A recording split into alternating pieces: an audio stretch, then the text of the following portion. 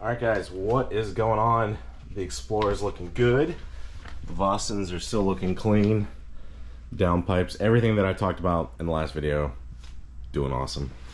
Today is not the day for the Explorer, or our i3, which is amazing and does everything we ask it to. I just recently went on a road trip, about 1,000 miles, mostly electric, and it's also gas powered. There's nothing else like it on the market. It actually has a gas powered generator in the back you can turn on. Super quiet, really awesome. That's a different video. Truck is doing, you know, truck things. It's hasn't been driven much just because we don't really do much summer camping.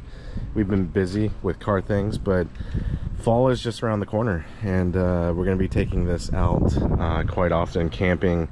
I gotta do some electrical stuff in the back. Battery system I'm gonna be putting back here, but yeah, overall Ranger stuff is going to be coming. Over here is what we're going to be talking about today, and today my Fiesta is going to be the subject. Look at those cup spoilers, finished, painted, look really good. This weekend we're going to be get this paint corrected. Our buddy Justin is going to be helping out. I'm going to be doing a video on that, showing you guys what the paint correction process is like.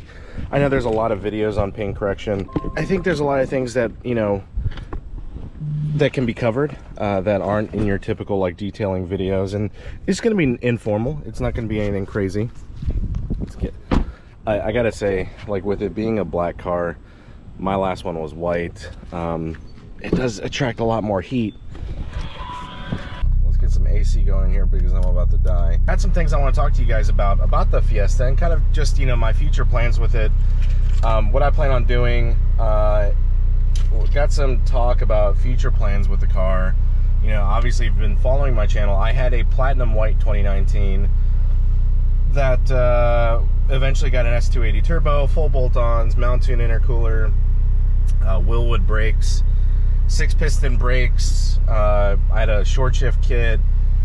I had quite a lot done to it, right? I had a long history for 2 years with that car, and then eventually I traded it in for that Explorer ST, and yeah, it sucked. It definitely did suck, just because I really loved that car, and you know, at some point things mellowed out. Obviously the Explorer is about a $60,000 SUV. It's super fast. I mean, it's super quick, especially after bolt-ons and a E50 tune. It is ridiculously quick for what it is. You know, 0 to 60s in the mid 3s. There's plenty of guys in the 10s. You know, low 11s, mid 11s is not that difficult to achieve out of these vehicles. So enough about the Explorer, but some time had passed and wanted to get back into a Fiesta, and it was really tough trying to find a Fiesta. It is 102 degrees. I just noticed that. That is absolutely crazy. It was really hard to find a Fiesta. I traded in at like 57,000 miles, and my current Fiesta has 57,000 miles, which is kind of crazy because my old one was a 2019. This is a 2014. So I want to talk about some things. One of those things is this CarPlay unit that's up here. I don't know if you can, if it's really coming through well on the screen, but in person it comes through really clear. Let's go get this thing on. This is my steering wheel out of the S550 that we eventually sold.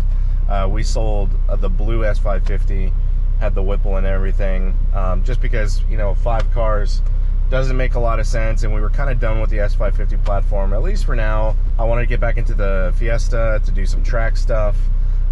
So yeah, overall, I just wanted to get back into this platform because I'll be honest with you guys, I absolutely love this platform. It is definitely a sleeper platform for sure, that a lot of people, unless they've really driven one to its limits or driven it to like a track or even a mountain road, they don't quite understand what it's like to own or drive a Fiesta. You really have to kind of own one for a little while, and then you really start quickly understanding what it's like to own a Fiesta. And I say that because I had a Focus ST for like 2 years, did not like it. I ended up trading that in with my S197 to get the S550. I didn't like that platform much at all. It was not, I think I did like maybe one bolt-on. I never tuned it. I didn't like the chassis. It was much heavier, but the Fiesta was, you know, all I needed to really drive to love this platform. So anyways, let's talk about this right here. So this unit right here, I'm going to put a link into the description of the one that I bought. And what's really cool is it is a wireless CarPlay unit that I ran the power from the headliner all the way to the top of the headliner and down this pillar, and then I plugged it into the 12 volt around back. Now, what's awesome is that the audio plays from the sync to head unit. It doesn't play through, like, I know some people have researched these. They'll say that it plays through the FM radio. Yes, it can play through like an FM tuner, like you dial in your radio to FM and it'll transmit to that. You don't need to do that with this. All you need to do is set it up to where you basically will select sync instead of CarPlay. If it plays through CarPlay, it'll play through the speakers on here, and then you'll just press sync, and then it plays your audio just like you have Bluetooth. And then for you Sync 2 guys, you can retain your wallpaper that you have on your Sync 2 unit and have a nice little touch display. You got your map, you got all your CarPlay amenities through here, and I'm using the double-sided attachment system that came, and it looks really clean. It doesn't look like anything out of the ordinary. And as you can see from this seating position, it really doesn't take up a lot of space on your windshield, but I'm at least able to look at my maps and anything I got going on for directions, or you know, whatever my audio that's going on, whatever's playing, I can watch that. Super easy to install, and it was like 115 bucks. You really can't ask for much more. I think, you know, upgrading to Sync 3, I had Sync 3 on my last Fiesta. That was alright. Like, I mean, it's just like a CarPlay unit, like nothing any different than the Sync 3 and the Explorer or the Ranger. So honestly, it wasn't that big of a deal to me. A lot of people are like, oh, you want to get Sync 3? It's okay. It plays music the way I want, and I've got my directions up here. So yeah, anyways, let's get this show on the road and hit the road. I'm gonna go take some photos of the Fiesta today, and yeah, let's get to the spot. Like I was saying, you know, we did trade in the 2019 and got this 2014, and a lot of people maybe wonder, right, if you're a Fiesta guy and you're looking at your second one, it's like, oh man, could I go to an older, like, this is a first-year model car, right? And you hear about it all the time. Well, you know, there were a lot of changes, and there were some changes that were made from the 14s to the 19s, and I gotta say, some of them weren't true that I read about. Now, I talked to Adam Brunson. I said, hey, you know, Adam Brunson at Tune Plus is a really knowledgeable point of contact when it comes to these engines, these motors, you know, tuning them and dealing with them, right, over the past, you know, however many years these have been around. And the thing that you really kind of, that I asked him, I was like, hey, is there anything different motor-wise from the 19s to the 14s? And he was like, nope, no difference. Now, the cooling system is different. Now, this one had the recall done to it, and I gotta say, you know, it's 100 and something degrees outside, the AC's going, and my coolant temps are 187. It's no different. It actually is cooler than my 19 would run before the radiator.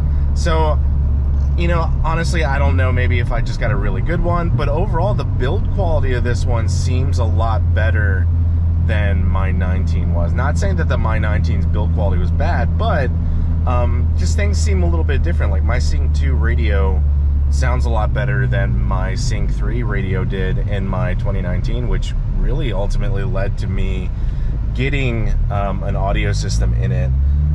You know, I did add a radiator onto that as well for cooling, you know, especially with the big turbo. I read somewhere that they said that the suspension's a lot stiffer in the older ones versus the newer ones, and I don't know, like, I don't think so. Like, I felt like my ride was pretty harsh in the 19, and the compliance and suspension on this 14, which is even at the mileage of mine when I traded it in, the ride is actually really good. I don't have any complaints on the ride. It rides pretty smooth for this car. I don't have it. It's not jarring. When I went with the Bilstein B8s and the white line springs, this one I'm going to go full coilovers on at some point. But yeah, I don't have any complaints on the ride quality. And another thing is, this is a Recaro package car, and I'm sitting in my Recaro, and I'm sitting in a really good seating position for me.